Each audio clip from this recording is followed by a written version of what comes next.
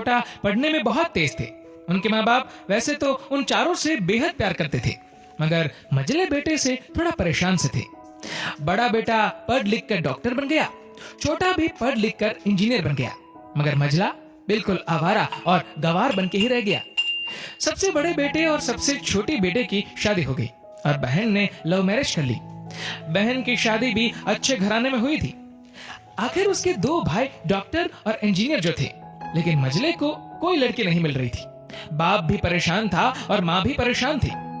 बहन जब भी मायके आती सबसे पहले छोटे भाई और बड़े भैया से मिलती, मगर मझले से कम ही मिलती थी, क्योंकि वह न तो कुछ दे सकता था और न ही वह जल्दी घर पे मिलता था। वैसे वह दिहाड़ी मजदूरी करता था। पढ़ नहीं सका तो नौकरी कौन देता। मझले की शादी किए बिना पिताजी गुजर गए।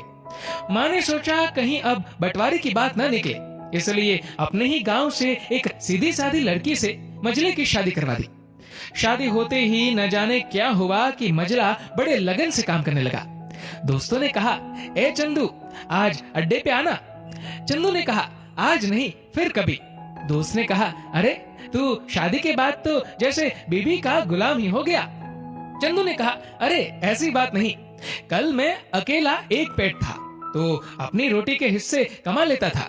अब 2 पेट है आज और कल 4 पेट हो सकते हैं। घर वाले मुझे नालायक कहते थे, मेरे लिए चलता था, मगर मेरी पत्नी मुझे कभी नालायक कहे तो मेरी मर्दानगी पर एक भद्दा गाली है, क्योंकि एक पत्नी के लिए उसका पति उसकी इज्जत और उम्मीद होता है। उसके घर वालों ने भी तो मुझ पर भरोसा करके ही तो अपनी बेटी दी होगी, फिर उनका भरोसा कैसे तोड़ सकता हूँ। कॉलेज में नौकरी की डिग्री मिलती है, लेकिन ऐसे संस्कार तो माँ बाप से मिलते हैं जो मझले बेटे में थे। इधर घर पे बड़ा और छोटा भाई और उनकी पत्नियां मिलकर आपस में फैसला करते हैं कि जायदाद का बंटवारा हो जाए, क्योंकि हम दोनों लाखों कमाते हैं मगर मझला ना के बराबर कमाता है। लेकिन माँ मन ही मन मझले बेटे से बहुत प्यार करती थी और उसकी बहुत देखभाल भी करती थी, इसलिए वह बंटवारा नहीं चाहती थी। उसने बंटवारे के लिए दोनों बेटों को मना किया, लेकिन माँ के लाख मना करने पर भी बंटवारा की तारीख तय होती है।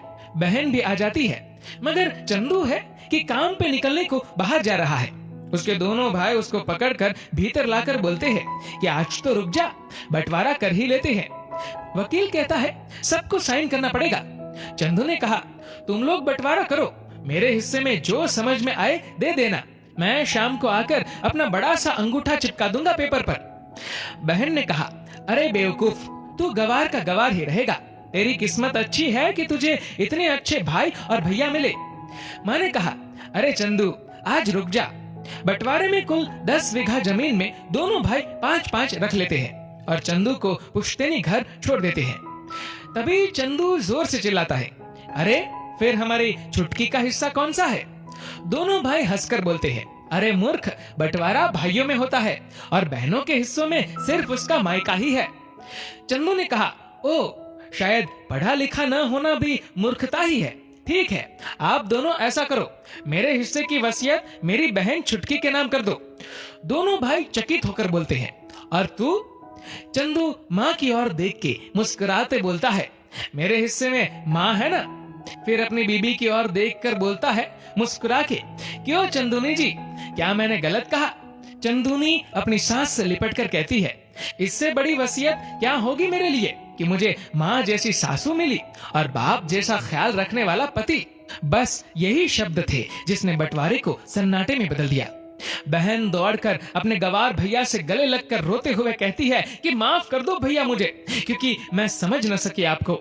चंदू ने कहा, इस घर में तेरा भी उतना ही अधिकार है जितना हम सभी का। मेरे लिए तुम सब बहुत अजीज हो, चाहे पास रहो या दूर।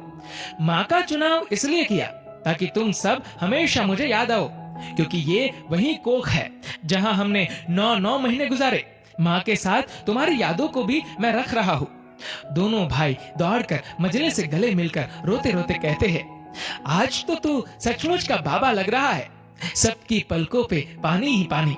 सबने बंटवारे का फैसला त्याग दिया और सब एक साथ ही रहने लगते हैं। दोस्तों, इस वीडियो को लेकर आपकी क्या राय है नीचे कमेंट करके जरूर बताएगा। और अगर आपको वीडियो अच्छा लगा हो तो इस वीडियो को लाइक करेगा, शेयर करेगा ज्यादा से ज्यादा लोगों तक। और ऐसे ही और भी इंस्पिरेशनल वीडियोस के लिए सब्सक्राइब करें हमारे यूट्यूब चैनल को और फेसबुक पर फॉलो करें हमारे पेज को। धन्यवाद।